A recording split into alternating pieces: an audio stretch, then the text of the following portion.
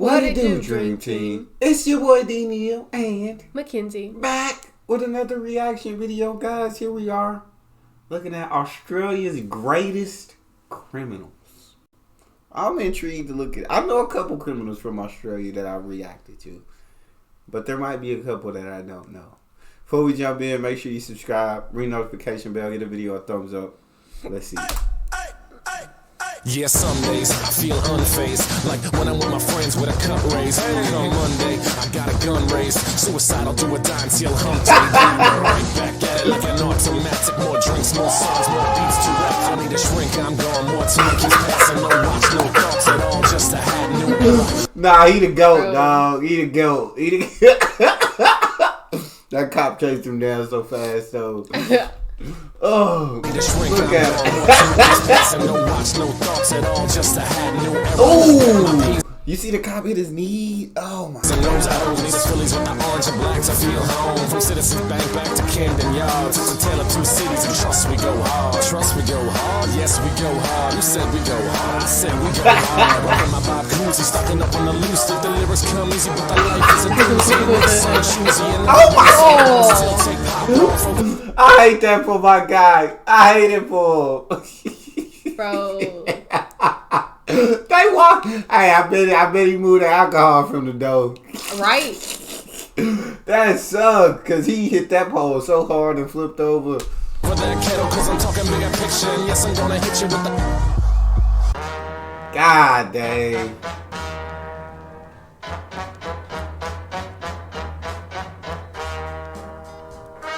A large chunk of Australia's population is only here because their ancestors were criminals. And luckily for us, over the last few hundred years, the apple hasn't fallen far from the tree. And that means that Australia has a large variety of different crooks. We've got some that are smart, some that are dumb, some that are gross, and just about everything and anything in between. But in today's video, we're going to be focusing on some of Australia's greatest criminals. And when I say greatest, I actually mean the ones with the funniest stories. So without further ado, let's get into it. First up, we have the world's slowest police chase. One day at 3 AM, this man from Queensland decided it was the perfect time to take his stolen tractor for a quick ram raid. So he decided to drive to his local motorcycle dealer, smash through the front door, and after a quick hop, skip and jump, he hooked up two brand spanker Kawasaki dirt bikes, chucked that bitch into reverse, and drove off into the sunset.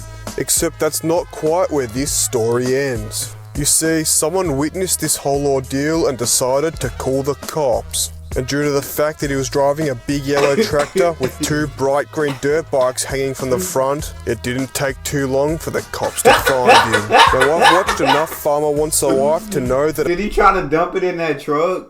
I don't know. A tractor is not a fast vehicle, but as you're about to see, the man behind the wheel of this tractor has been spending too much time playing Grand Theft Auto. Instead of surrendering like a pussy, he decides to do some on-the-fly weight reduction to squeeze every kilometre of top speed out of his stolen JCB. After running over his freshly ram-raided dirt bikes, Old Mate initiates one of the world's slowest police chases. But just because it's slow doesn't mean it's not entertaining. He starts off by brake testing the cops, then continues by taking a little off-road detour. He then finds himself driving along the train tracks, and as you can see here, it handles like it's on rails. So with that revelation, he continued down the train tracks for a little bit longer until he slipped down the side of an embankment and got wedged against a tree. Now this man is many things, including an idiot. The one thing that he isn't is a quitter. Old Mate decided to hit legs and continue this chase on foot. At 5 AM, or roughly an hour after the ram raid took place, they found the man stripped down naked and hiding in a creek. And the most surprising part about all of this is that the absolute paragraph of charges that this man accumulated in that 1 hour window didn't even include drink driving, which means that this man decided to do all of that while completely sober. And with that absolute stroke of genius, it's time to get into our next story. Dog, that's crazy. That's wild. He tried to have the cops in a tractor. Bro, he thought taking all of his clothes off. was going to sidetrack him. Oh, this ain't it. He definitely wasn't a quitter, though. We'll give him that. He did, but he's definitely stupid. That was the dumbest thing I've ever seen, dog. I'm ready, but I'm scared for these next two stories because they might top it. Now this one is much more widely known and made national headlines about 20 years ago. And that's the story of Tony Mockbell.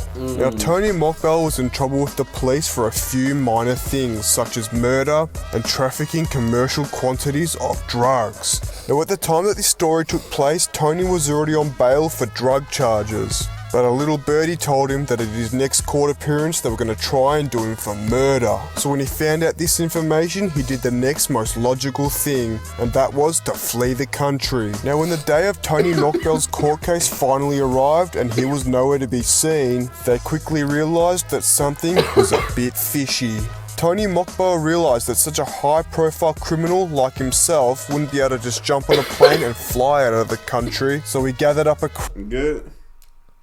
Yeah. Went down the wrong pipe. Yeah. I feel that. crew and decided to sail from Fremantle to Greece. The journey took roughly 2 weeks, Oh my but for about the God. next 6 months he was a free man until he was tracked down and caught in a cafe wearing this wig. Now technically he hadn't actually broken any laws in Greece until they realised that he was using a fake passport, which allowed the Greek police, which were working with the Australian police, to finally arrest him. Even though the only crime Tony Mockbell technically committed on Greek soil was having a bodgy passport, he spent 10 months in the Greek prison system, and for the entirety of his stay, the Australian government was fighting for his extradition. And after about 10 months of this constant beratement from the Australian government, Stavros at the front desk had finally had enough and said that we could have him. So they stuck him on a private jet and flew him back to Melbourne for the small price of $450,000, which of course was paid for by the taxpayer, where he and his wig were sentenced to 30 years in Geelong's Barwon prison. Alright, that's enough about Tony Mockbell. Next up we have possibly... That's Bro, tough. they my said buddy. him and his wig was sentenced. That's tough, Tony. 30 years. Yeah, I bet he wish Greece wouldn't have extradited him, dog. You should have kept. The key when you a criminal on the run, the key is to always keep moving, dog. You can't never get comfortable somewhere. Gotta keep moving. one of my favourite stories of all time. The other day I was doing some research for an upcoming video on Australian news when I came across this story. This man that you're looking at on the screen right now, that I've covered up in some awesome clothes to get around YouTube's nudity policy, is a man that goes by the name of G-String Batman. No. But you see, a name like G-String Batman isn't just given to you. No. A name like that has to be earned, and G-String Batman earned that name. You see, roughly 40 minutes before this video footage was captured, G-String Batman was just some weird in his undies. But that all changed when one night he decided to rob an op shop. Old matey broke in and made a beeline for the Batman section, stealing a Batman mask, cape and doll. On his way out, he also made sure to grab one of these sashes that read Bride to Be, after which he made his great escape to the backyard. Old mate proceeded to dress up in his freshly stolen getup and march around in the backyard for 40 minutes. Now, due to the fact that this was all caught on CCTV and he was still in the backyard of the place he just robbed, it didn't take too long for the constabulary to get a hold of him. Now, there's not much information about what happened to G-String Batman after this whole ordeal. My best guess is that he got sent to Gotham City or rehab. But the best part about this whole story is this guy's reaction to the CCTV footage on the official 7 News report. What a joker. Angie Asimus, 7 News. And to this day, Said, what a joke. Yeah, that was he was just he had to be a drug addict, I assume. Gotta dog. be. That's the only reason you walk in and you steal a Batman mask and cape and a Bride to Be thing. You have to be on drugs at the moment. Gotta dog. be. just like the real Batman, his identity remains a secret. Alright, that's enough about G-Banger Batman, because now we're going to get into something a little bit more recent. Now, this next story isn't just about one single criminal, but a pair. And although these criminals don't actually have a name, I like to call them the pissheads on the scaff. In the early hours of the morning at roughly 1 a.m, police started to receive phone calls about yelling and screaming. As you can see here, one of the locals captured these two guys fart-ass fussing around. And what this police officer didn't know at the time was that this standard procedure, pisshead removal, would turn into an 8-hour-long siege. They started off by climbing up on the scaffold to get to the roof of this construction site. Naturally, the firefighters arrived with a cherry picker to try and get the men down, but that was all to no avail. After a failed attempt to call in aerial backup and stopping these tradies from getting to work. When I rocked up, I saw them, they had a bottle of vodka with them, so I was just like, look like they're having a good time. But obviously it's not safe for them to be up there. They decided to have a quick 2-hour beauty sleep and then get right back into the action.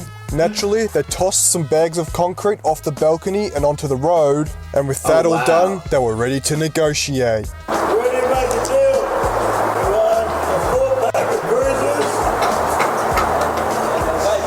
After their demands weren't met, they decided to pack Innovate. Oh my god. I'm gonna give me some smokes. Get in. He came down back onto the ground. The ringleader behind the operation gave a quick interview while in police custody. Did you have a big night? Even though these two blokes provided hours of free entertainment, all they got in return was a date with the magistrate. And on that unlucky note, we'll move on to our final criminal mastermind. But before we do that, we do have some honourable mentions. First up, we have old mate Clinton for the crimes of waiting for a mate and drink driving.